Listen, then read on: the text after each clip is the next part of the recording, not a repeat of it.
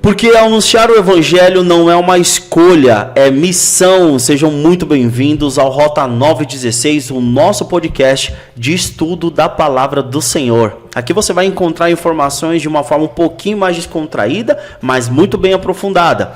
E eu já quero te chamar a tomar uma ação para a gente aqui, para nos ajudar, porque às vezes você tem dificuldade para falar de Deus, mas você pode fazer um compartilhamento do nosso vídeo, você pode compartilhar esse canal, você pode se inscrever e ativar o sininho, que você também já vai estar, é um formato, é um jeito de você também evangelizar, ajudando a gente a compartilhar a mensagem aqui do Senhor. Hoje nós vamos trazer um tema extremamente polêmico. É um tema que abrange família, reuniões de famílias. Nossa, é o que mais tem a reunião de família. Mas também encontramos, infelizmente, esse tema se instalando muito na igreja nos dias de hoje. É um tema muito polêmico, onde você gera o conflito apenas pela simples aparência. Mas antes da gente mergulhar nesse conflito aqui, eu quero apresentar o meu time de elite que está com a gente aqui hoje. Fala, Vitório, tudo bem? Tô ótimo, tô voltando aqui depois de 7 episódios, né? Muito bom, cara, seja bem-vindo. É isso. Estamos aqui também com Ilohan. Muito boa noite, boa tarde, bom dia, não sei que horas você vai estar vendo isso. E vamos destrinchar mais um assunto aí. Para quem não sabe, o Vitório e o Lohan, eles são os nossos técnicos. Eles ficam na parte de trás, hoje nós trocamos um pouquinho. Temos aqui também nos bastidores o Jonathan, que está com a gente. E queremos apresentar hoje a nossa estrela, o cara que veio para brilhar, o cara que vai trazer comentários. E olha, o nosso programa hoje está estrangeiro, viu? Hoje você vai também ter comentários hispanos aqui. Queremos apresentar aqui, seja bem-vindo, Javier. Boa noite, bom dia e boa tarde no momento que você queira nos assistir nesse podcast. Agradeço a invitação de vocês e muito obrigado mesmo. Seja bem-vindo, Deus te use. Aqui, às vezes, quando a gente vai cumprimentar vocês, a gente faz esse cumprimento de boa tarde, bom dia, boa noite. Nós gravamos aqui o nosso programa às segundas-feiras, alguns dias da semana, mas ele vai ao ar na íntegra aí no sábado, tá bom? Que aí é onde você tem toda a abrangência e o estudo mais aprofundado da semana toda, tá bom? E é claro que eu apresentei todos e eu queria também apresentar para você Jesus, porque ele é o nosso professor, é ele que vai nos orientar, ele que vai nos guiar nessa conversa, nesse debate, nesse estudo dessa noite. E eu queria então convidar o nosso convidado especial para que fizesse uma oração para a gente. Vamos orar? Bom nosso Pai, nós reconhecemos que pecamos perante de Ti, tendo conhecimento da Tua Palavra. Primeiramente imploramos que o Senhor nos perdoe e que nesse momento, Senhor, se faça presente a presença do Teu Espírito Santo nos guiando, Senhor, amém, nos encaminhando ao pleno conhecimento da Tua verdade. Amém. A Tua Palavra é a verdade. Amém. É o que nós te imploramos hoje, no doce nome de nosso Senhor Jesus. Amém. Amém, amém. Muito bem, muito bem. Então, sem muitas delongas, vamos entrar no nosso tema principal, um tema que, como eu falei no começo, é um tema que traz polêmicas, porque esse tema e esse conflito, ele geralmente é instaurado onde tem muitas pessoas. Vocês concordam? Né? Já começa por aí, porque existe uma grande diversidade de pensamentos, de pessoas com visões diferentes, que querem tomar atitudes diferentes. Então, ele é um tema que ele é instaurado já em multidões, em grandes proporções de pessoas juntas, né? Mas aqui é muito interessante, porque esse tema de hoje ele vai trazer também duas visões diferentes. A primeira, como começa, a provocação ali inocente, a aceitação da provocação de forma totalmente irregular, que não é esse o princípio que a Bíblia nos ensina, a reação de quem provocou de forma inocente e depois a reação de quem aceitou tudo isso acontecer. Então é um tema muito legal, muito abrangente, quero que você fique com a gente, e eu já queria mergulhar aqui nesse primeiro bloco. Queria que vocês estão preparados? Vamos embora. A pergunta vai vir forte aqui. Muito bem, eu queria só primeiro... Algum de vocês aqui quer trazer para a gente um pouquinho da contextualização do que aconteceu ali em Josué capítulo 22? Alguém quer contextualizar para a gente? E aí depois da contextualização a gente se aprofunda na pergunta do bloco? Eu? Vamos lá. Ali é onde o povo ele vê alguma coisa e ele corre para contar para alguém. Só que é a visão dele. Em nenhum momento ele chega para você tipo assim: ô Danilo, por que você tá fazendo tal coisa? Não, ele viu, nossa, olha o que eles estão fazendo ali. Vou contar. Vão lá contar. E aí acaba que ali no meio disso tudo, eles vê que não era o que ele estava pensando desde o início. Então é por isso que eu vou logo falar aqui. Quando você vê alguma coisa, pergunte.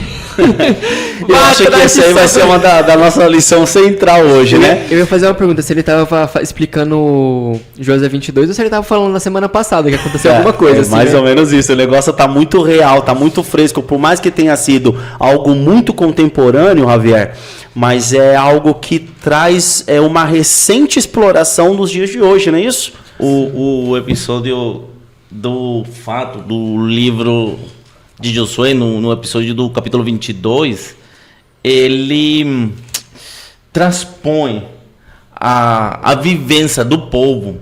O que acontece quando tem assim, grupo de pessoas no convívio comum, tem tendência, o inimigo ele é sutil para levantar. Tem uma palavra que eu gostei muito dela, no 2016 foi ainda a palavra do ano: pós-verdade. Pós-verdade. A pós-verdade é uma interpretação de um fato real. O que foi que aconteceu naquele momento? Teve uma ação, só que a interpretação e o espalhar da notícia deu no que deu. E nós vamos chegar ao ponto que nós queremos chegar a uma, como falou Elohim, a uma compreensão dos fatos. Não tenhamos medo de perguntar.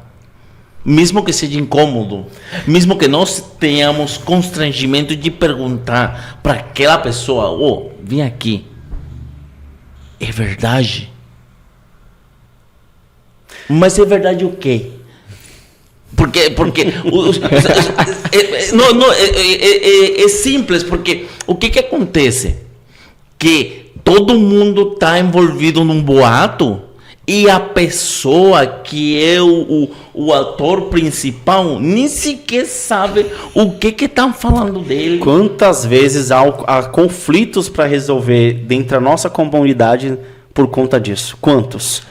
Onde um ouviu uma coisa, aceitou o que o outro ouviu, não foi tirar satisfação com quem estava envolvido não sabe o que está acontecendo, e todo mundo já saiu na briga na mão, já foi até morte, e ninguém nem sabe o que foi de fato que aconteceu. E sabe qual que é o melhor?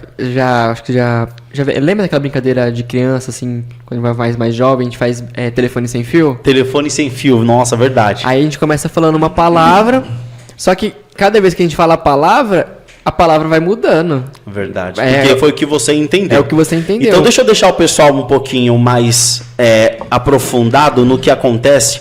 Josué capítulo 22, a partir do verso 10, o que acontece ali? Quando Josué faz a divisão das terras, ele divide, depois ele pede para o povo, os filhos de Gade, meia tribo de Manassés e a tribo de Rubem. A tribo de Rubem, e para outro lado do rio. Então aquela terra é deles ali. Quando eles atravessam, assim que eles se instauram, eles levantam um altar, só que o altar que eles levantam, que eles edificam, é um altar incomum. Porque geralmente a Bíblia, ela exclusivamente nesse momento, ela diz que era um altar de grande proporção. Era um altar de grande visão, era um altar grande. E tão grande que deu para ver do outro lado do rio. As outras tribos, os outros filhos de Israel viram. E então, no mesmo momento em que eles viram, eles foram guerrear contra os seus próprios irmãos. Vamos lá, eu queria agora pegar vocês com essa pergunta aqui. O que exatamente a tribo do oeste enxergaram neste altar? Altar que faz... O que faz elas entenderem que aquilo era como uma ameaça espiritual e não só como uma construção qualquer. Então, contextualizei o pessoal e agora vem a pergunta. O que a tribo do oeste, o que a parte do povo de Israel do oeste enxergou nesse altar? O que a gente traz aqui como resposta? Olha, se de fato fora sido como falamos, um selo genuíno pela palavra de Deus, pelo Deus que eles estavam seguindo, e falar que era um altar paralelo às costumes, eles poderiam ter atravessado o rio e ter perguntado o que é isso aqui. Mas os ânimos assim, estavam tão caldeados nesse momento que você vê o contexto da guerra, o contexto da situação. Eles chamaram e de uma vez montaram um campamento contra os seus irmãos. O que poderemos ver nessa atitude? Precipitação. Precipitação, olha, boa resposta, boa palavra. Precipitação. Mas eles tiraram essa visão do povo dos filhos de Gade, dos filhos de Rubem e meia tribo de Manassés. Eles tiraram isso do nada? Eles simplesmente olharam e já tiveram essa impressão? Ou eles estão carregados de um histórico? Eles estão carregados de um histórico. Muito bem. Explana pra gente, Vitória. Vou explanar. Vamos lá, se a gente... Vou até voltar um pouco bem antes, assim. Eles já estavam vindo, eles vieram do Egito. Então já tiveram uma cultura. Vamos lá, o pessoal perdeu essa cultura, restaurou. Só que um tempo antes ali, quando eles já estavam lá em Canaã, tudo, eles chegaram a desobedecer a Deus e tiveram uma punição. E também, o que mais que eles tinham ali como parâmetro? A lei de Moisés e a lei de Deus, os 10 mandamentos. Então, a lei de Deus, dos 10 mandamentos fala para não adorar outros deuses e tudo mais. E, vamos dizer assim, o povo ali meio que deu uma quebrada nessa regra e Deus falou assim, já que vocês quebraram, como a gente aprende com nossos pais, tudo que você faz vai ter uma consequência. A lei da semeadura, o que você planta você vai colher. Então eles escolheram situações ruins. Aí quando você vê uma estrutura, que ali é uma estrutura, vamos dizer assim, e com o histórico que eles tinham, eles já pensaram, eita, o povo já se rebelou, encontraram uns filisteus lá do outro lado, já se apaixonaram, já desvincularam. E essa queda, uma das quedas fortes que o povo de Israel teve, não foi qualquer coisa, né? Foi algo muito grave, assim, a ponto de Deus descer e aplicar a punição, né? Se a gente for parar para ver, cortando você um pouquinho... Pode falar. Porque eu acho que eles tiveram essa atitude de... nossa, tá acontecendo algo lá. Porque a nação inteira era cobrada. Então, qual era o medo deles? Eles fazer aquilo como... digamos que uma apostasia contra Deus, porque os altares eram levantados por Deus. E ali, Deus não mandou fazer. Então, o medo deles era ele estar fazendo uma coisa e a nação toda pagar. Aí você traz pra gente mais um ponto interessante. Eu não tinha pensado nisso no estudo da lição. A gente traz também o ato egoísta.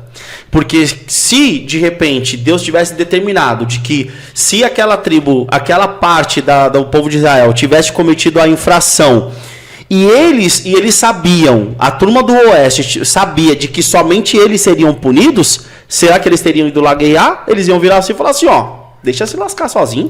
Deixa todo mundo se virar lá, que o raio vai descer do céu e vai fulminar todo mundo. Não fui eu que então fiz. Aqui eles mostram mais um ato de egoísmo. Por quê? Porque eles só gerou o interesse deles lá de guerrear, de querer tirar satisfação, porque eles também iam ser cobrados. Como bem disse o Johan. O que eu tô comentando assim, que o meu pensar, o meu posicionamento, porque não era o interesse de manter uma saúde espiritual a nível de nação. Porque nós vemos assim, hoje o Rio Jordão não é nem a 10ª parte do que era naquele momento. Era um acidente geográfico considerável Ao ponto que nós vemos que teve que a mão de Deus intervir para todo o povo poder passar. Exatamente. Mas na travessia de volta a 2,5 tribos foi bem diferente. Entendeu? E mesmo que tendo boa intenção de fazer, eles fugem do padrão. Porque se você vê como foram os altares que o Moisés erigiu, como foram os altares que Josué erigiu, foram altares humildes, foram altares feitos com solenidade, com amplidão de espiritualidade, uma significância para o povo se reencontrar e se refortalecer na presença de Deus. Mas aqui já vem, eu do meu ponto de vista, uma certa altivez nas 2,5 tribos. Boa. Você fala pelo tamanho do altar? Porque tinha necessidade, né? Mas de repente eles fizeram de acordo com o tamanho da alegria e da gratidão deles, Javier. Ou não? Eu estou muito grato, sabe? Nossa oferta de gratidão que às vezes a gente vai dar na igreja. Às vezes eu entendi seu ponto e eu achei sensacional, mas às vezes eles queriam ali fazer um altar de acordo com o tamanho da alegria deles. Então, o que eu penso assim, eu fiquei pensando, por que o altar tão grande, sublime? Se eu não sei, eu tive a oportunidade de ver o Rio Branco na sua cheia, e para você enxergar lá, tem área que é mar. Não sei como seria o Jordão lá para se ver, e eles ficavam abismados. Porque a viúva, ela foi caladinha lá e encostou as suas 2 moedinhas com aquela, sabe? Assim, porque eles não fizeram de maneira solene. Estou entendendo o que você está falando, não estou entendendo. De maneira solene. Eles poderiam transferir a alegria e a gratidão dele de maneira espiritual. Espiritual. Assim, porque às vezes, para você fazer uma grande obra no avanço do evangelho, você não precisa ser Rodrigo Silva. Mas, sabe, você não vê André? Cadê a pregação de André? Você não vê André que ele pegou? Tá um cara aí, vamos ali. E é assim. O André chegou Jesus. Tem um menino aqui com 5 pãezinhos e 2 peixes. Dos peixes. 2 peixinhos. Mas que é isso?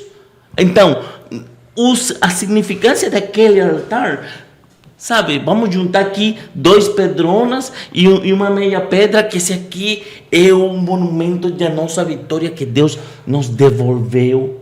Amém. Em paz, em tranquilidade, para nossa terra que nós já possuíamos, mas nós fomos colaborar lá na conquista. Boa. Mas é aqui, com a humildade. Não, eu vou cheguei. Olha. E aí o medo que o Lujan conta assim, olha, aqueles caras lá tá aprontando. Ele está aprontando. E não vai levar chicotada. Vai todo mundo apanhar, como ele falou aqui, né? Pois bem, beleza. Então, o que a gente acaba aprendendo aqui, nessa pergunta, é que eles viram... Cara, foi sensacional, porque assim, o Lohan trouxe um ato de egoísmo, você trouxe um ato de soberba, então, por enquanto, a gente não tá vendo nada de bom aqui. Por mais de que as 2,5 tribos estivessem de forma inocentada nesse tribunal, mas a gente não tá vendo nada de bom. Vamos temperar mais ainda, então... E aí eu trago uma pergunta para vocês, então. O que essa reação em massa de toda a congregação mostra sobre o poder que um boato ou uma interpretação errada tem dentro de uma comunidade? Então eu quero acrescentar mais a pergunta. Tragam para mim aqui quais são os efeitos colaterais de um boato e de uma coisa mal resolvida.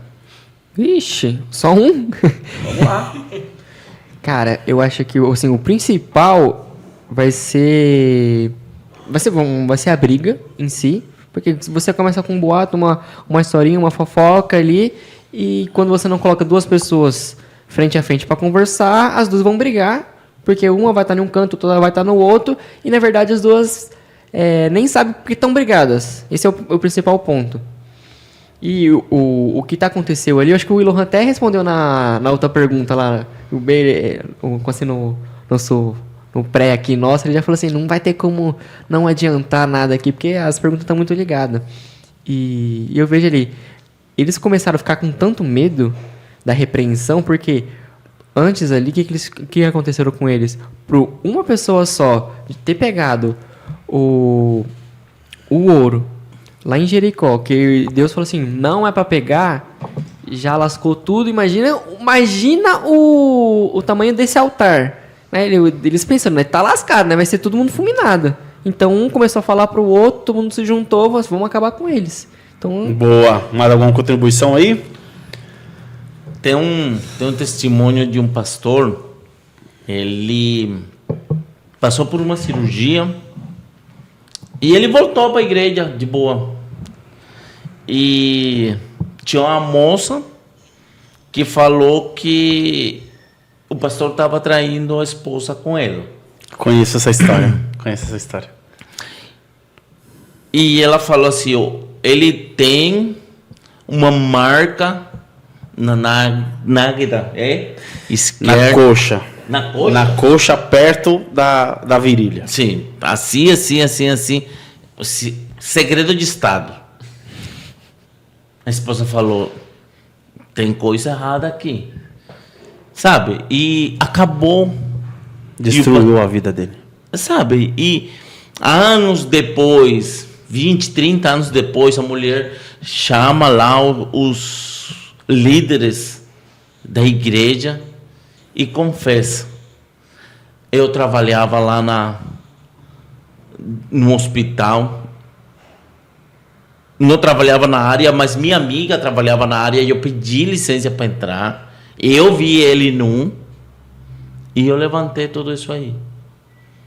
Aí foram lá onde o pastor tinha se retirado a perguntar, a voltar com ele a sua credencial, o seu ministério, a sua credencial e todo. E ele falou assim: e de que adianta agora? E a pergunta que a gente tem que se levantar: não é melhor às vezes passar por um incômodo? E o que eu falei, todo mundo sabe, menos você. Tá fofocando, se fervendo, e todo mundo sabe. Aí todo mundo sabe lá que o Danilo, ele tem o cuide no asfalto, né? Antena pro alto. E vai, todo mundo fala, mas ninguém vai lá e fala para você.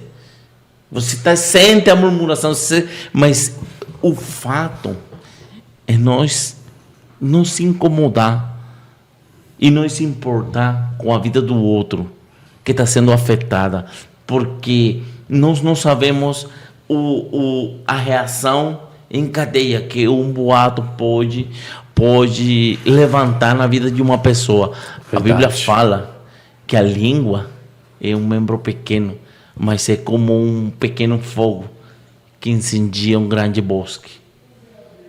Então nessa questão, eu fico pensando assim, voltando para o altar,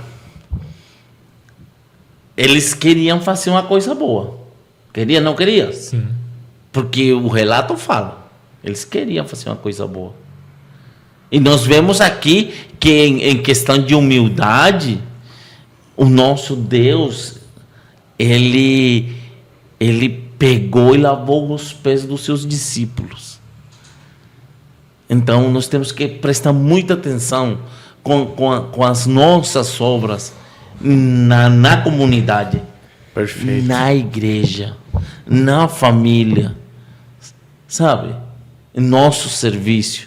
E eu falo em nosso serviço porque eu teve uns meses atrás trabalhando numa obra e meu Deus do céu, eu falo assim, o homem é mais fofoqueiro que a mulher. É muito mais. Não tenha dúvida. Então se levantam casos assim que o homem da bitoneira, ele nunca levou sua mulher para a obra. E levantaram uma fofoca que a mulher do homem da bitoneira estava dando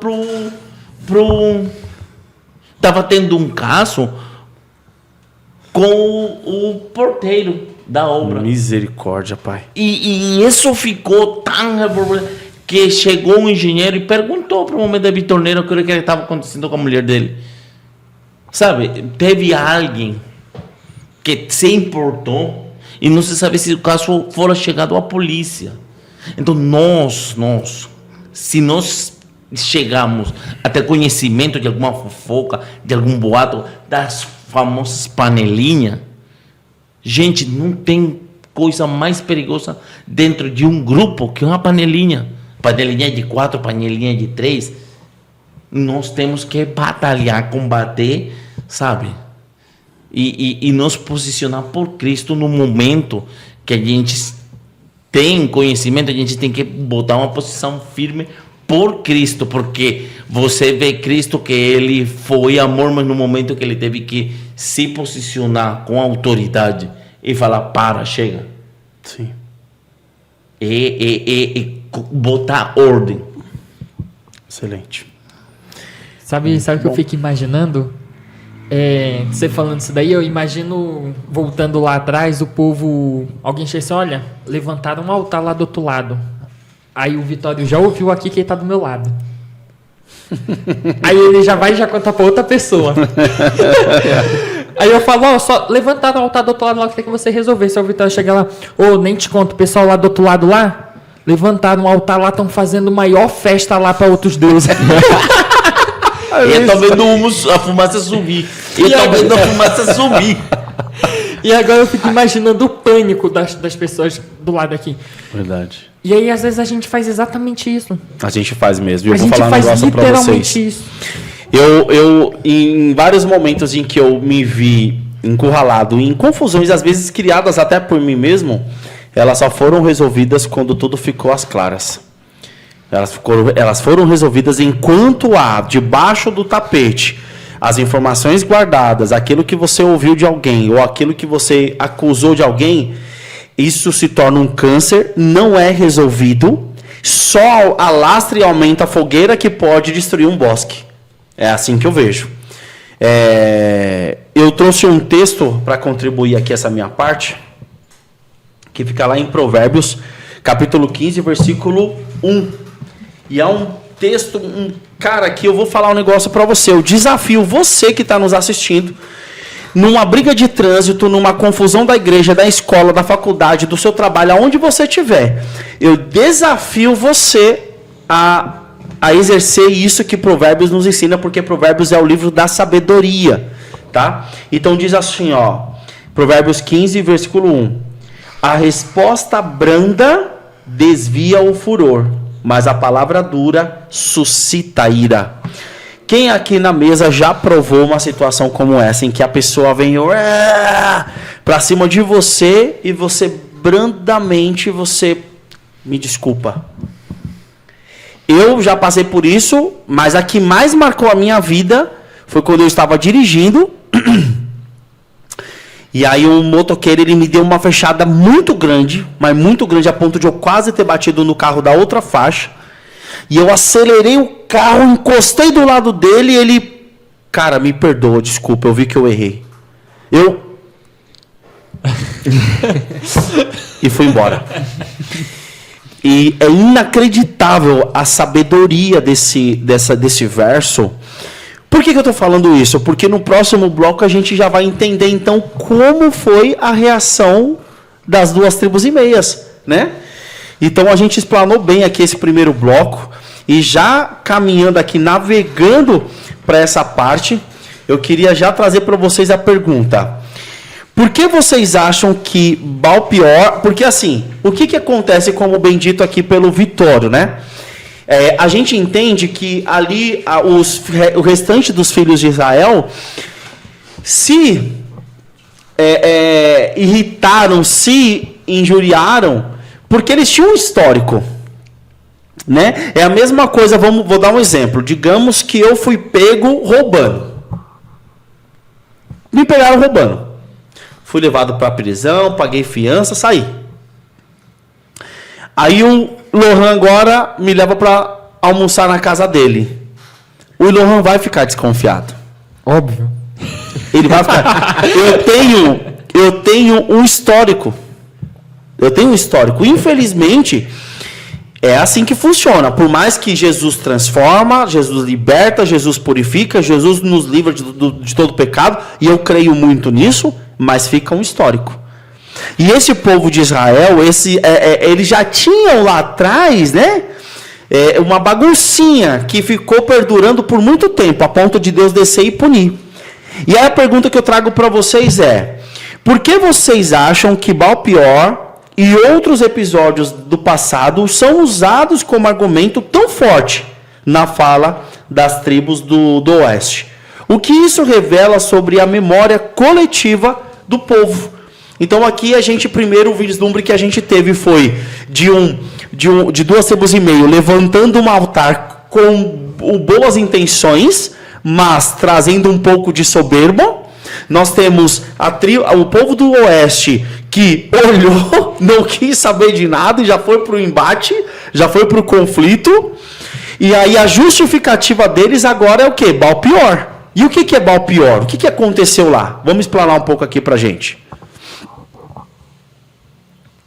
Ah, tá. Foi mal pra gente responder? É que a gente tá acostumado a ficar atrás da câmera, a gente não fica tão... a gente fica lá atrás, quietinho. Aí vocês tinham que estar mais ligeiro para ficar observando lá, né? Cara, todo mundo foi punido por causa dos atos dele. Você lembra exatamente os atos que aconteceu lá? Não me lembro. Lembra, Javier? Baal-Peor? Baal-Peor. Não me lembro. Vou explanar aqui para vocês o que aconteceu. Após Deus, ali em Números 25, Deus ele dá uma declaração direta de que o povo não adorasse outros deuses. E o que aconteceu? Muitas pessoas desviadas, muitas mulheres desviadas se tornaram prostitutas. E as prostitutas agora sediavam os homens e, em troca de ter relação com elas, eles tinham que se prostrar diante dos altares levantados para outros deuses. Então, é como se a mulher se prostituísse, deitasse com os homens, e após ter a relação, eles adoravam os deuses delas em troca da prostituição. Então, isso foi abominável aos olhos de Deus, a ponto de Deus descer e punir toda a tribo de Israel, todos os filhos de Israel. Então, foi isso que aconteceu em Baal-Peor, tá? Para contextualizar. E aí, como que a gente apaga agora esse histórico? Como que a gente apaga a mancha do Danilo ter roubado? Como que a gente apaga a mancha daquele povo? Porque eles viram, já tentaram lembrar, já trouxeram logo na mente. Não, eles vão fazer de novo, estão fazendo coisa errada, vamos lá destruir. E aí, como que a gente pode lidar então no meio de uma comunidade que tem um histórico ruim, pesado, e eu estou usando isso como argumento para poder justificar a minha ação presente ali? Por conta das coisas do passado. Exatamente. Cara, a gente faz muita coisa errada. Eu falo muito por mim. E em Romanos 6:19 fala o seguinte: porque não faço o bem que me prefiro, mas o mal que eu não quero, esse eu faço. Agora eu vou colocar aqui uma questão sobre igreja. Tem muita gente que fala, não vou na igreja porque na igreja tem muita coisa errada. A igreja é um hospital. Ninguém lá tá porque é mais santo do que os de fora. É a mesma coisa que eu falar, eu não vou pro hospital porque tem muita gente doente. Entendeu? A igreja ela é um hospital. Literalmente um hospital.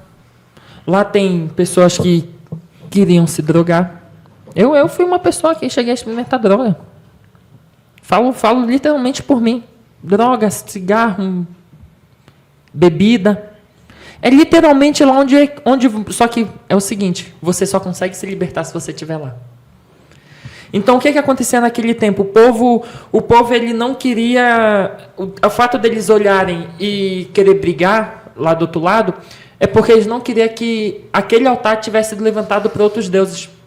Porque Baal Peor, todo mundo foi castigado por aquilo. Chicote estralou para todo mundo. Para todo mundo, não sobrou um. Como diz o povo, não sobrou um para contar a história. Pois é, exatamente. Então, o povo, eles não queriam que chegasse a esse ponto do quê? Como eu falei lá no primeiro bloco, de chegar e todo mundo pagar por um erro que eles fizeram. O que põe em xeque de novo a questão, será que se Deus punisse somente as 2 tribos e meia, eles iriam se portar? Ia ficar quietinho, né? Ixi, eu vou ficar na minha quietinha aqui, eles se resolvem pra lá. E aí a gente traz aqui, quando o irmão da igreja está se perdendo, está em pecado, está se definhando, e o que a gente faz?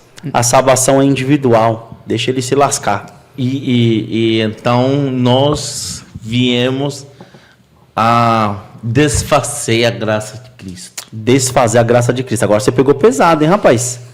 Muito bem. Sabe por quê? Porque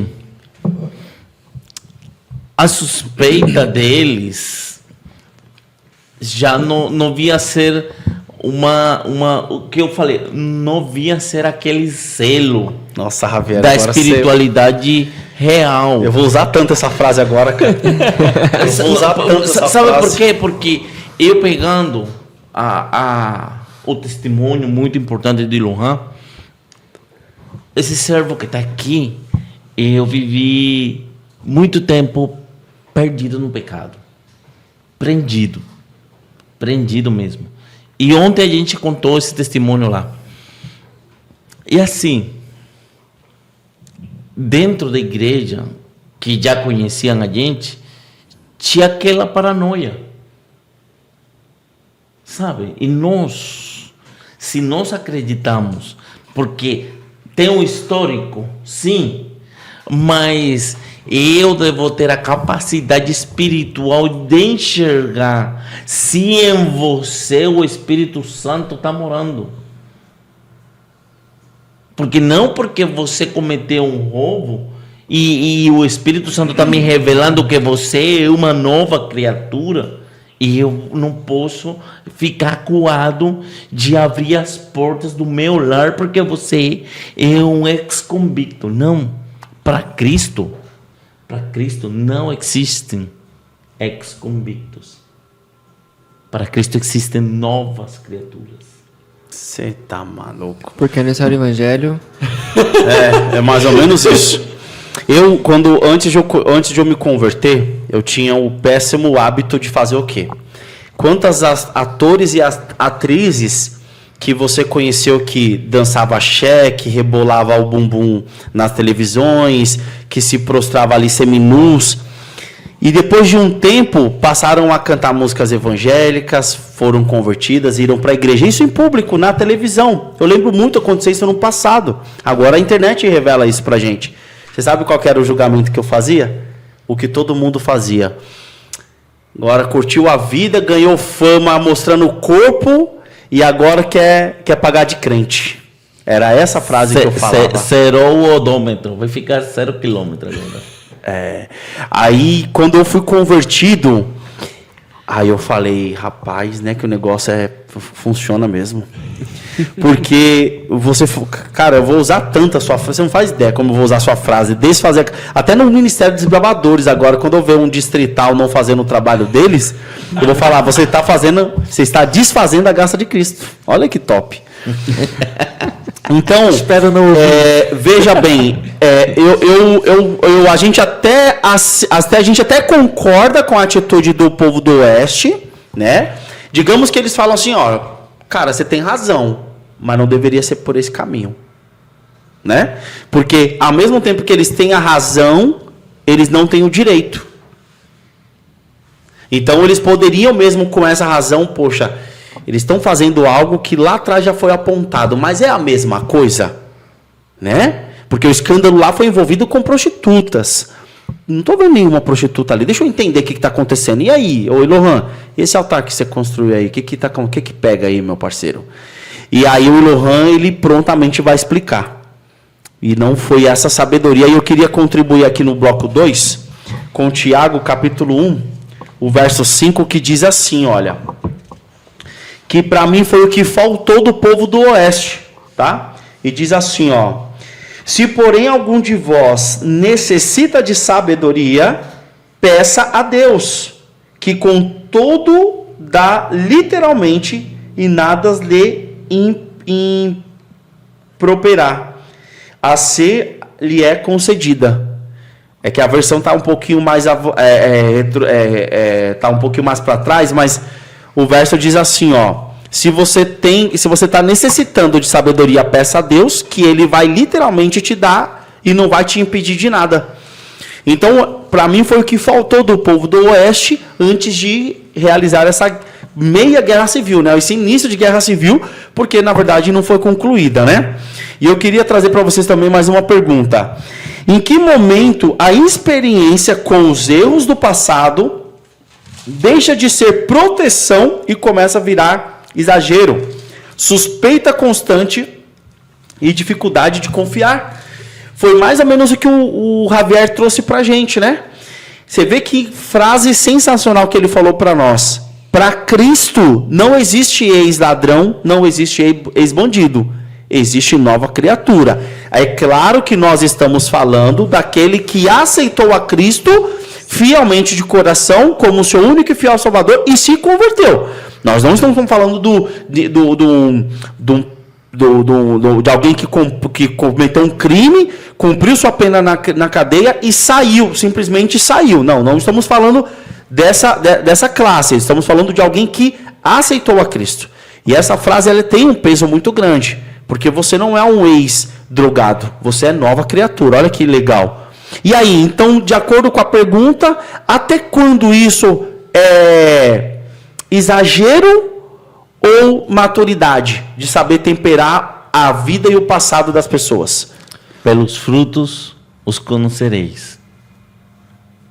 Mas o que nós falamos a respeito da pós-verdade e do selo que vem a ser a paranoia coletiva, sabe? É bem interessante que o riso, a risada, a gargalhada, ela é contagiante. Sabe? Verdade. Você começa a gargalhar, e daqui a pouco nós todos aqui vamos estar gargalhando. O que começar primeiro, ele vai contagiar. A paranoia é igual. Começa aí, Vitória. A paranoia é igual. E a visão do cristão sempre tem que estar focada. Você sempre vai escutar de mim, nós somos uns cavalos de corrida. Você já percebeu como são os cavalos de corrida? O cavalo de corrida ele tem um negócio assim. Acho que é Cabresto. Não chama de gringola. Assim, ó. Sabe por quê? Porque ele não precisa olhar para o lado. Ele tem que manter seu foco. Num momento que você para olhar o pregador, no momento que você para olhar o diácono, no momento que você para olhar o sonoplasta, você já perdeu, meu irmão. Você já perdeu. Você perdeu o foco. Está se falando Cristo ali, ó. Está falando o Espírito Santo ali, ó. Está martelando ali, ó. Martelando o coração, está moldando. E você fica olhando aqui que o Danilo está aqui com a manga arregaçada aqui. Não, tá errado. Então, o que aconteceu também aqui, ó? Eles entraram numa paranoia coletiva. E assim, Elohan falou, a igreja é um hospital de caráter. Eu não sei como foi a sua criação, eu não sei como foi a sua. Eu não sofro de depressão. Minha mãe curou minha depressão aos 12 anos. Sabe? Minha depressão foi curada aos 12 anos. Amém. Com o chinelo? Com a concha. Ela estava fazendo um caldo de galinha E eu cheguei que tava triste. E ela deu aquela assim, você tá triste? E ela tirou e deu aquela conchada. E eu caí no chão, deu a segunda. Quando ia dar a terceira, já eu tava no quintal. Falei, você vai pegar a enxada e você vai limpar o quintal. Se você não aparecer aqui com o quintal limpo, você não vai comer caldo de galinha, não. Acabou a depressão, meu. Você entendeu? Nós não podemos ficar... Sabe, nós precisamos de um choque de realidade dentro das igrejas. Tem um monte de mensagem bonito, tem um monte de palavras sendo, sabe, e eu fico admirado da quantidade de pregadores, de sermões que são traçados na igreja, assim, confrontando a luz da palavra. E eu vejo assim, o irmão falando que Vitório, ele chega de chapéu na igreja, não sei o quê. Que é isso? E sempre vai ter algum aí, porque o inimigo, para atingir o povo de Deus, o inimigo, ele viu que fazer ataques frontais não serve. Tem que ser implosionado. E a murmuração, sabe, começa uma murmuração e vira uma paranoia, se espalha como uma gangrena no corpo de Cristo, sabe? E vai contaminando esse aqui, vai contaminando aquele lá, e chega a ser tão trágico a paranoia que nós afastamos, nós dilaceramos o corpo de Cristo. Viemos a ser mutiladores do corpo de Cristo. O que estava acontecendo com o povo? Eles iam rair, que me arrepio, e eles iam exterminar 2,5 tribos. Iam mutilar a nação de Deus. E nós hoje, sim, nós juntamos nós 4 para mutilar o pé de Cristo. Muito desfazer a graça, né? Rapaz, eu dei muita risada agora com a tua história, porque me lembrou muito da minha infância. Minha infância não tinha... E é óbvio que quando a gente fala desse tema aqui, a gente fala com muita delicadeza, com muito respeito. Eu conheço muitas pessoas que têm a depressão de uma forma muito séria, muito agressiva. É óbvio que a gente não está induzindo aqui que as depressões elas devem ser curadas na agressão, né? O Javier tem quantos anos, Javier? Tá com 44. 44 anos agora. Então, na época dele, ainda na Venezuela, ainda que a cultura é totalmente adversa, foi dessa forma. E eu falo também, eu tenho 39 anos, e eu falo que a minha infância, você não tinha espaço, você não tinha como tentar agregar uma depressão na tua vida. Não tem espaço, porque era trabalho, era escola, era apanhar, era fazer as coisas de casa. E deixando bem claro que a gente não tem nenhuma intenção aqui de induzir isso, né? Não. Uma depressão vai ser curada à violência. Os tempos são diferentes, sim. E a gente sabe o quanto a depressão é algo muito sério. E a igreja ela acaba levando isso também de uma forma muito séria, né? Mas aqui foi contada essa história e eu dei muita risada porque eu me simpatizei muito, cara, com isso. Porque foi a minha história também, foi a minha infância também, sabe? Pois bem, e aqui deixando também um relato muito importante, porque no momento em que a tribo do oeste ela vai atacar as 2,5 tribos, eles tiveram uma reação de um verdadeiro crente, né? A gente está esquecendo de explanar um pouquinho dessa parte, de como eu vou atacar você e você se desarma, você me desarma armado da melhor forma, que é como o amor de Cristo. Com a brandeza, com o domínio que o Espírito Santo te dá, simplesmente te defendendo e explicando. E foi isso que o povo fez, né? As 2,5 tribos soltaram. Eu imagino que nesse momento eles soltando ali as suas ferramentas, quem tinha ferramenta na mão, levantando as mãos, ficaram desarmados, ficaram ali de frente, falaram, não é nada disso que vocês estão imaginando, não. Estamos justamente edificando este altar em prol da união. Olha o contraste, cara. Um artefato, um monumento que na verdade serviu para o ataque é agora um contraponto de união. Porque ele foi erguido em favor de uma tribo unida. Olha só, e contraste, o que vocês têm para dizer para a gente? A gente fica muito preso no passado. Pois é, foi que o Javier exclamou um pouco com a A gente. gente fica muito preso no passado. Então ali eles estavam... Volta à questão. Preso aonde? O que aconteceu lá com Baal, Peor. E em Isaías 43:19, a Bíblia fala... Eu gosto de trazer a Bíblia sempre, porque a Bíblia ela dá o contraponto, dá um ponto, e lá na frente ela traz uma versão de Deus. E aí lá em Isaías 43:19 diz assim: Vejam, eu estou fazendo uma coisa nova. Ela já está surgindo. Vocês não percebem? Até no deserto vou abrir um caminho e riacho no ermo. Cara, olha para você ver como é. A gente às vezes fica preso, e agora a gente pode trazer até para nossa vida. Às vezes a gente fica preso nossa, eu estou pensando em trocar de trabalho, mas o que aconteceu lá atrás, eu saí desse e não consegui outro. A gente fica preso. E a gente esquece do que Deus libera para a gente. Do que Deus dá para a gente. E aí a gente fica preso a essa ilusão. E a gente nunca consegue romper. Seja na nossa caminhada cristã, seja na nossa caminhada profissional, seja... Qual for a nossa caminhada? A gente não consegue romper porque as coisas do passado prendem a gente. E aí a gente não consegue romper e Deus está o tempo todo falando: veja, eu estou fazendo uma coisa nova. Vocês não percebem? E ali eles estavam mostrando, mais uma vez, Deus fazendo uma coisa nova. O altar, antes daquilo, era levantado para adorar outros deuses, e agora o altar ele é levantado para a união. Exatamente. E tem um destaque que eu gostei muito quando você falou que você ia rebater com o motoqueiro.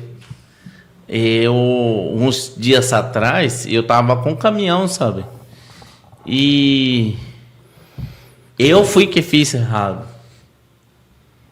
E eu tranquei. Eu tava numa região de Campinas, chama... Ele tem é uma zona chique, tem as ruínas são de pedra. Cambuí. Só carrão. De lado e lado, e você com um caminhão velho. Aí eu entrei e o homem... Ele ficou brabo. Ele ficou brabo comigo, sabe? E eu vejo que o homem desceu de uma Porsche. E eu falo, pronto. Você bateu numa Porsche? Não, eu fechei. Ah, você fechou. Sim. Nossa, eu pensei que ele tinha batido. Sim, mas Eu já ia puxar uma vaquinha aqui já no podcast aqui já. Aí o homem falou assim: ô, meu irmão, tranquilo que a rua é apertada, vai devagar. Assim, e eu legal, fiquei desfeito. Que legal, que bacana. Sabe, porque você já fica se armando de argumento para poder rebater.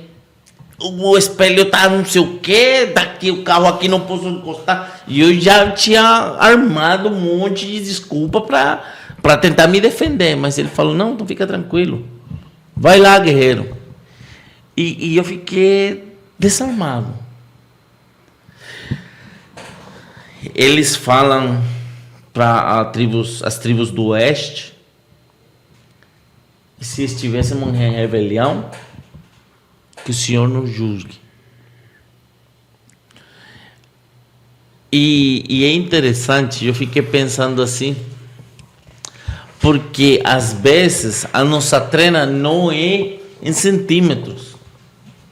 Nós queremos ser medidos em centímetros, mas para os outros nós queremos medir em polegada. Você não percebe isso? Percebo sim. Você não percebe isso? Assim, que para mim, o erro que eu cometo, ele é 3 centímetros. Mas você comete um erro contra mim, não, são 3 polegadas. É assim. Excelente, excelente. E uma coisa assim... São 2 pesos e 2 medidas, né? Então, Sabe? E no momento de nós desarmar, nós ficamos é sério. Nós somos mais difíceis de desarmar o nosso caráter que muitas pessoas ali fora. Na igreja, sim, é uma coisa que é um mal que está ali. Você comete um erro com um irmão e como é difícil desfazer, sabe? Aí nós temos que, diz em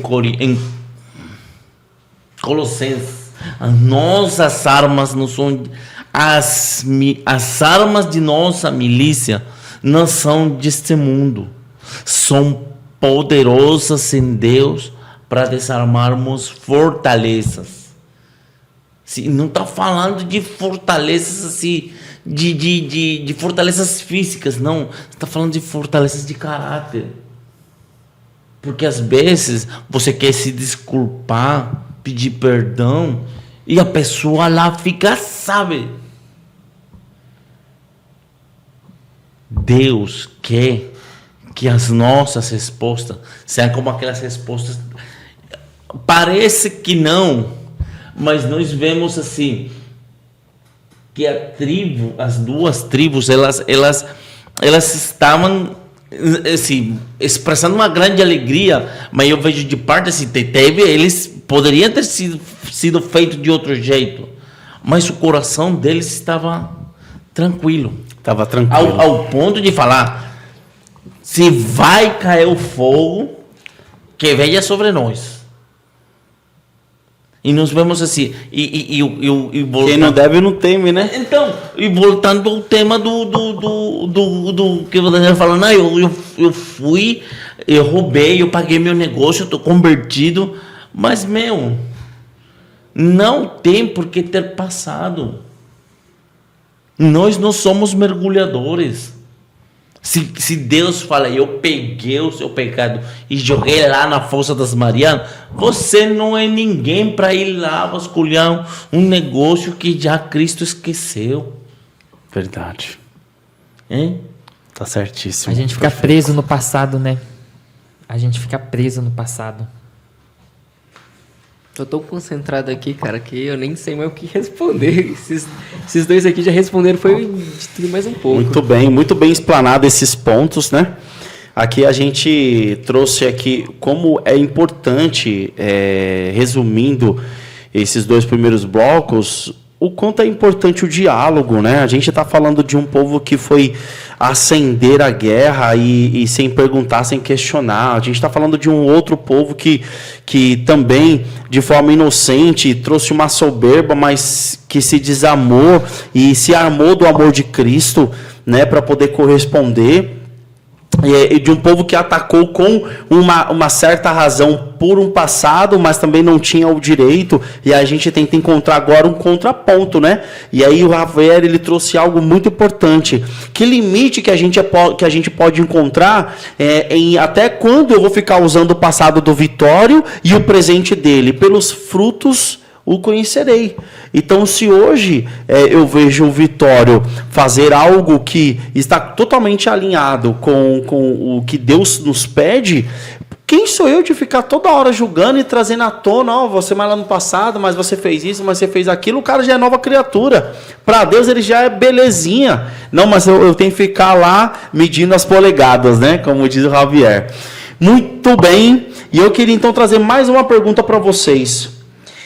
O que a forma como as tribos do leste começam a resposta invocando os nomes de Deus e reconhecendo que eles reconhecem o coração, ensina sobre a postura de quem é acusado. Beleza, estamos aqui defendendo quem estava levantando o altar. Então, quem levantou o altar foi severamente acusado, quase sofreram uma agressão, quase foram exterminados, né? Maravilha. Demos um pouquinho de razão para a tribo do oeste, que estava ali irada, mas isso não dava o direito. Boa, legal. mas agora inverteu a situação, né? De mediante a uma certa agressão e um certo ataque, as 2 tribos e meias corresponderam com o amor e a graça de Cristo. E aí a gente vê algo muito importante aqui. O que a gente vê? Vamos ver. Vou dar um exemplo aqui. Eu vou fazer uma fofoca a respeito do Javier. Não, de mim não. Vou fazer sim. Não. E aí, beleza. Não acredita nele não, gente. Essa fofoca começa a se alastrar, igual um fogo. Só que eu sei que eu dei uma exagerada. Eu sei que eu dei uma forçadinha ali na situação do Javier. Beleza? E eu sei que eu estou mentindo. Eu sei que eu estou errado. Mas eu estou levantando uma vitrine ao meu favor. No momento em que trouxerem à tona a verdade, qual vai ser a minha reação? Eu vou dobrar a aposta e vou insistir de que ele estava errado e que eu estou certo, ou eu vou baixar minha crista, pedir perdão, reconhecer o meu erro, que eu me excedi, que eu errei, e me humilhar. O que o povo do Oeste fez? Fala aí pra gente. Reconheceu. Reconheceu o quê? O que você está trazendo pra gente é Josué 22, 21, 22 e 23. Em 22, quando eles chegam, eles dão a resposta. E a resposta é 22. Ó poderoso, ó Deus, ó Senhor, o poderoso, o Deus, o Senhor. Ele o sabe, e Israel mesmo o saberá, se foi em rebeldia ou por infidelidade contra o Senhor. Hoje não nos preserveis. O certo é a gente ir com humildade. O certo.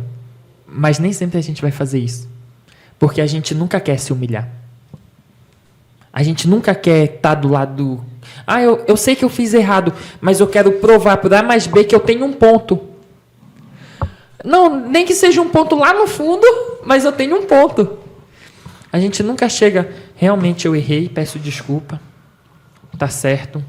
E detalhe, não adianta só eu me desculpar aqui com você, se eu não me humilhar para Deus e pedir perdão para Deus. É tão importante essa parte, né, que a Bíblia nos diz assim, que quando você tem algo contra seu irmão, Deus não está nem interessado no teu dízimo.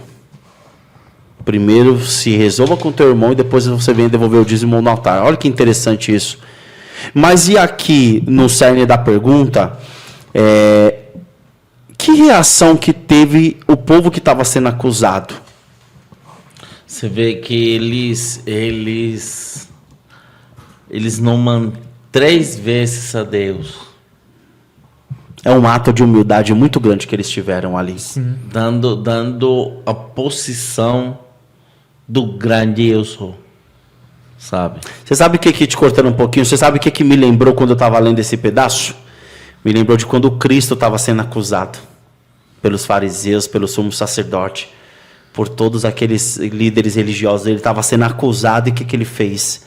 Ele se prostrou diante de uma humildade surreal. Me retratou muito a humildade das 2 tribos e meio, porque clamaram a Deus e ainda reconheceram no coração dos inimigos, que naquele momento seriam um inimigo, né?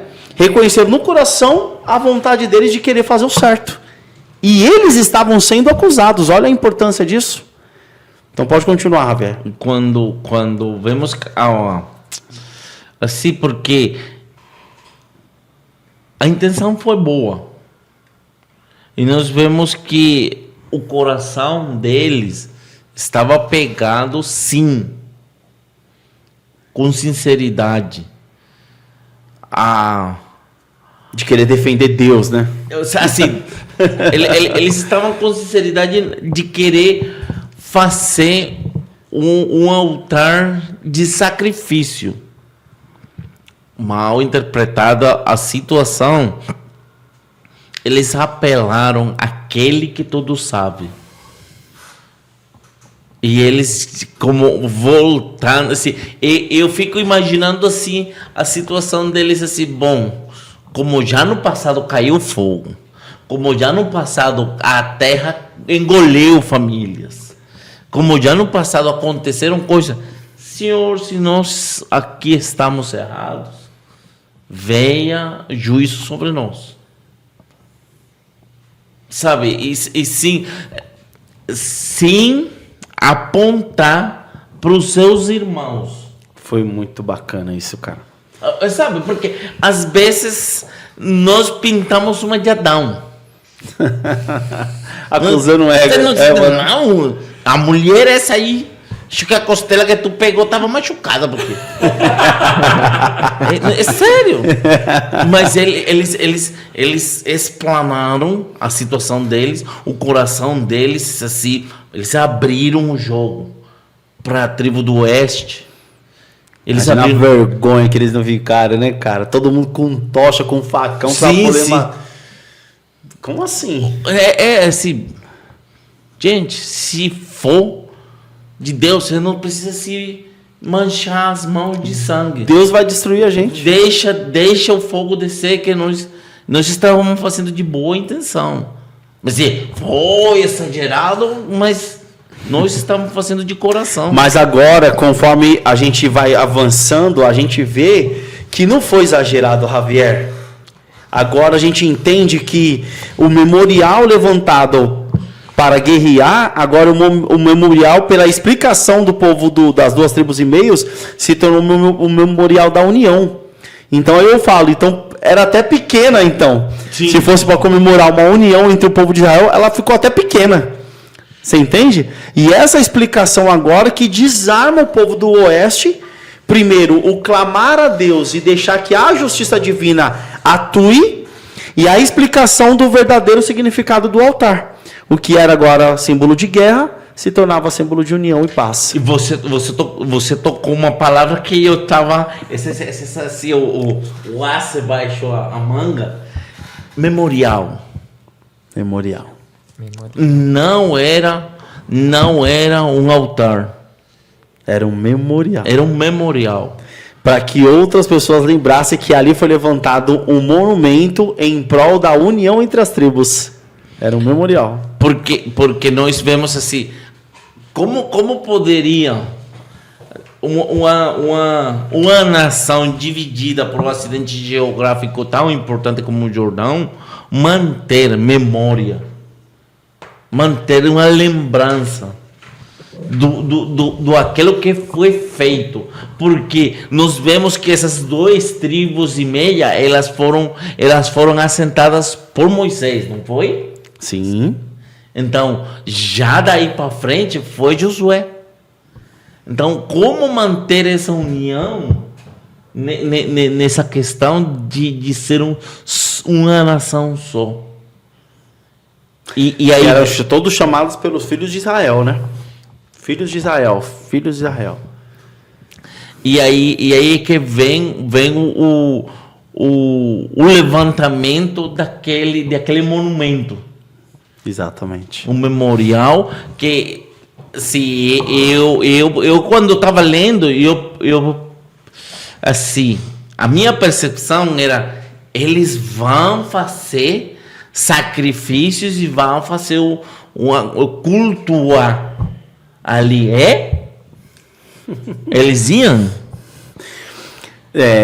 Não, o altar, quando ele é levantado em memória, ele não é ungido. Então. Ele é ungido sim, porque o da pedra de Jacó foi ungida, né? Ele Sim. é ungido sim. Sim. Eu acho que só não faz a oferenda ali. Altar é diferente. Memorial é diferente de altar. Porque no altar você vai queimar os incêndios, vai torrar um bicho ali.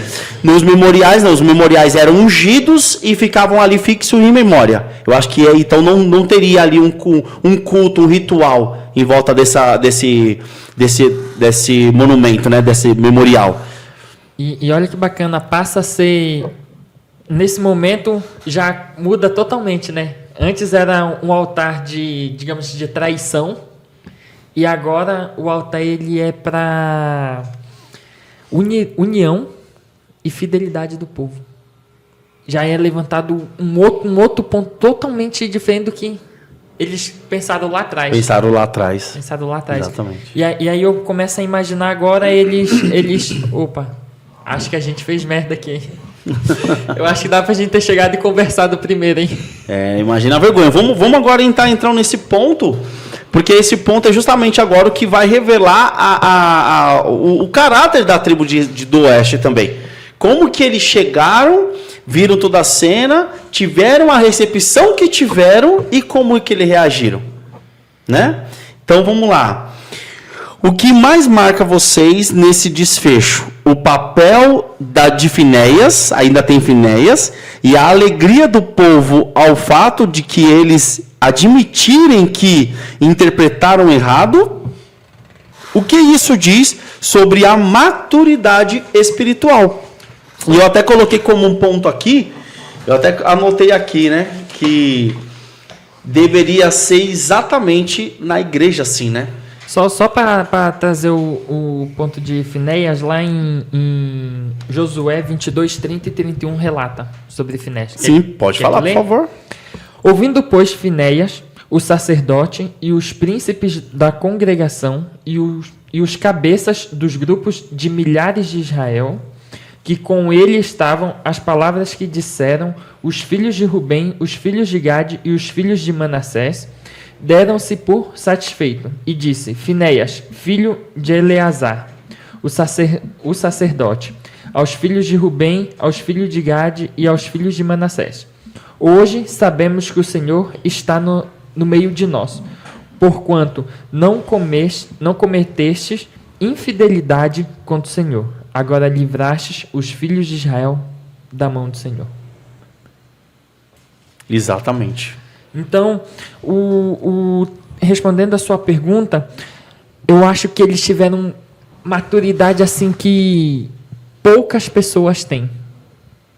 Poucas pessoas têm. Poucas comunidades têm. Como unidade tem. Porque você pode ter, mas eu estar unido com você, talvez eu não tenha. Mas a unidade, ela estava o quê? Unida. E era esse o medo do povo, lá no começo. Da unidade, não ser mais unidade, começar a dispersar. E agora não, ele vê que tudo era pela unidade do povo. E ali eles começam a ter uma maturidade.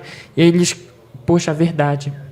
Começa a entender o altar que eles levantaram. Que não era um altar para adorar outros deuses. Mas era um altar... É que nem eu falar, Danilo, cara, vamos orar pela união da igreja? É a mesma coisa. Mas você está certo que você tem suspeita que a igreja está desunida? A questão não é nem se está desunida. Mas é para não... Eu levanto o questionamento assim, você convida ele fazer oração pela unidade da igreja, e aí em vez de você receber opa, vamos orar assim, vamos... Você pergunta, nossa, mas você acha que a igreja está desunida? E espalha ainda. E espalha ainda. Eu acho que ele se deu de conta de alguma coisa, porque ele está me convidando para... Então, gente, é o que eu falo.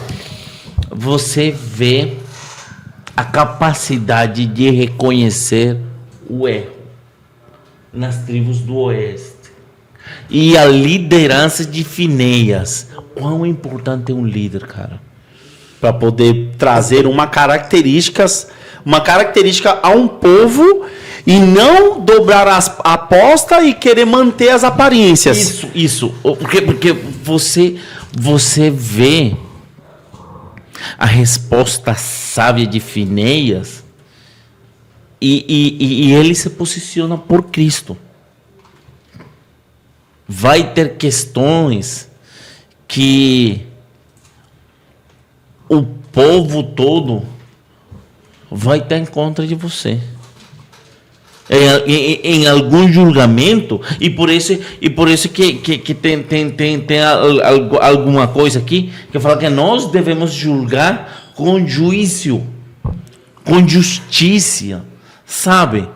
Tomar decisões sábias. Exatamente. Vai ter revolta, todo mundo vai concordar com você que todo mundo está errado e que o irmão está certo. Porque essa é a questão do estudo. A questão, assim, trazendo para os nossos dias. Se levantou uma fumaça lá e resulta que era mentira. Mas todo o povo já está assim, no calor da emoção, né? É isso. Por isso é que eu sempre falo assim: tenha foco, porque não todo dia você vai estar animado. Verdade. Tenha foco. Tenha foco, porque você todo dia não vai querer ler a Bíblia. Tenha foco, porque você todo dia não, nos dias de se congregar, você não vai querer ir. Mas se você tem um foco, sabe? E é o que faz Finéia como líder. Ele centrou a sua resposta em base à resposta que ele recebeu. Ele recebeu uma resposta sábia. Ele recebeu uma resposta pacífica. E ele reconheceu, sabe? E não eram 4 gatos, não. Era o exército que estava aqui. E vocês creem que não tinha asperezas a ser tiradas ali? Ó? Foi isso que chamou a atenção também, né? Porque não era uma pessoa, era toda uma comunidade com o mesmo pensamento, né? Sim, sim. Aí você vê o Finéias como líder se posicionando do lado de Cristo. Irmão, se tem 100 vacas comendo plástico, aliás, se tem 98 vacas comendo plástico e só 2 estão comendo capim, não importa a multidão. As 2 que estão comendo capim são as que estão certas. E às vezes a multidão não está do lado de Cristo. E é onde nós devemos ter a capacidade, sabe, de nos posicionar por Cristo. Mesmo tendo desaprovação. Perfeito, excelente. Mesmo tendo, sabe, porque a minha mãe, ela fala assim: filho, você não é uma moeda de ouro para cair bem em todo mundo. Sabe? A minha mãinha, ela fala para mim: você não é uma moeda de ouro para cair bem em todo mundo. Mas no momento que você tem que se posicionar por Cristo, você não duvide, nem que cortem o seu pescoço. Porque a cabeça que rodar está segura em Cristo. Verdade, verdade. E é assim, não é opção. Os liderazgos têm que se posicionar por Cristo de maneira radical. Sim. Assim, e é uma palavra que a gente não costuma tocar nesse tipo de tema, porque radical, mas você já pensou se Finéias ele excita e fala: o quê? Não vai descer A gente não tá errado. A gente vai quebrar o pau. Não, vocês estão... Nós não vamos reconhecer essa palavreria de vocês. Não vai descer a faca em você, seus safados, levantando negócio aí. Ainda bem que o desfecho foi outro, né? Então, porque assim, nós temos que abrir o leque da imaginação nessa questão histórica. Sim. Porque é um fato histórico. E se Finéias não se posiciona por Cristo, o que acontece? E se eu, como líder, vocês que são líderes, você que é um líder, está na frente aí dos negócios de Deus. Gente, vocês têm que entender que vocês são a representação de Cristo. E que no momento que vocês vão ter a capacidade de julgar, e tem que afastar o sentimento e o emocionalismo e começar a julgar com 4 dedos de frente, que foi o que Cristo veio procurar. Porque veio o pastor de lá e ele me emocionou aqui com a pregação e eu me sinto me tão empolgado, mas quarta-feira o Danilo que vai pregar.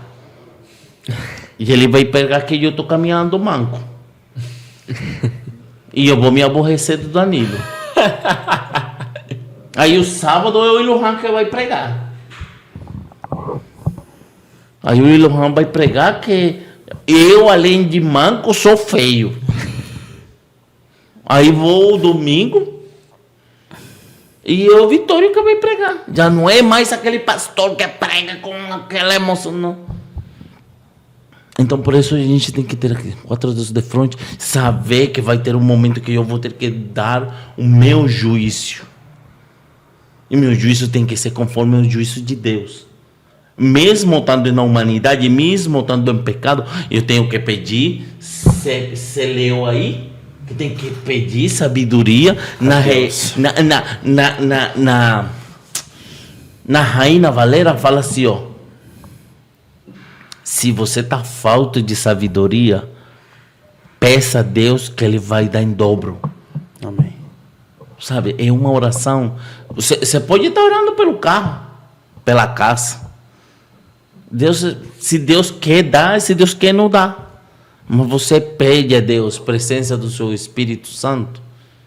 Se você pede a Deus por sabedoria, é uma oração que vai ser respondida. E nosso atuar, sabe, não somente dentro da comunidade da igreja, mas também em nossa vizinhança, em nossa comunidade, nosso serviço. Porque, às vezes, o nosso juízo não vai ser referente a temas eclesiásticos. Você sabia disso? Verdade. Não vai ser a temas eclesiásticos. Do meu irmão, não. Vai ser referente no dia a dia, da área de serviço. E você sabe que o negócio está errado. Mas como tem povo aqui, você que não quer perder a sua taxa de líder e reconhecer que toda essa gente está errada e que você também está errado, e que a pessoa, uma ou duas pessoas, está no certo e você não vai querer dar seu braço a torcer? Não, nós temos que abrir mão do mau caráter e nos posicionar por Cristo em todo o âmbito. Amém, muito bom. Fazendo o adendo que você está falando aí, eu estou aqui aberto em Efésios 6, 7, vai dizer o seguinte: servindo de boa vontade como ao Senhor e não com os homens. Nossa, Muito bem. num álbum. Exatamente. A gente às vezes passa tempo demais. Eu vou copiar o que o Danilo faz. A Bíblia fala daquele jeito, mas eu vou copiar o que o Danilo faz. Eu vou copiar o que ele faz, vou copiar o que ele faz. É Javier. Me fugiu o nome dele. O Javier. Eu vou copiar o que o Javier faz, só que a Bíblia mandou fazer pelo A. Aí o Javier fala, não, você vai fazer pelo B. E aí eu vou fazer pelo B porque o Javier está falando que é para fazer pelo B. E aí a gente começa a distorcer o que Cristo está falando para a gente. E aí entra na linha total do que você está falando. Total. Se a gente parasse de eu chegar aqui, Danilo, isso de fulano de tal. E a gente chegasse com a pessoa e falasse, ô fulano de tal, vem cá. Aconteceu isso. Metade ou 80% das brigas que tem não existiria. Não existiria mesmo. Não existiria. Sabe que Paulo, é uma frase assim que eu me apego muito dela. Paulo tem a ousadia. Eu falo assim, a ousadia de falar assim, sedes imitadores de mim como eu de Cristo. E eu fico pensando assim, nossa, será que eu vou ter a ousadia de falar para Danilo assim, Danilo, seja imitador de mim como eu de Cristo? E o que Paulo era antes dele virar... Perseguidor, né? Ele era perseguidor. Ele era do povo do Oeste. Ele era do povo do Oeste.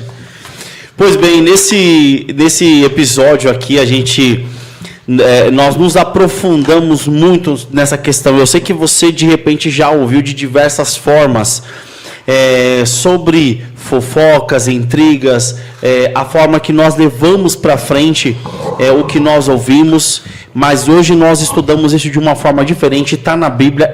Essa história é fantástica em Josué, e aqui a gente vê um povo que tinha razão guardada para atacar por conta de um passado, tínhamos um grupo inocente que estava sendo acusado, e a atitude de ambos, tanto errada quanto certa, fez com que o desfecho refletisse lá no caráter de Cristo, lá no Novo Testamento. Então fique aqui mais uma vez para que você possa se deleitar na palavra de Deus. Aqui nós estudamos de um jeito um pouco mais contraído, mas não deixamos nos aprofundar.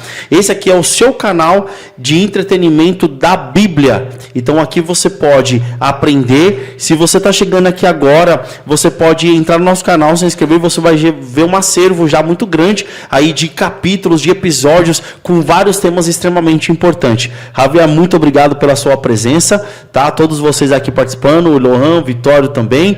E lembre-se sempre, porque anunciar o Evangelho não é escolha, é missão. Muito bom.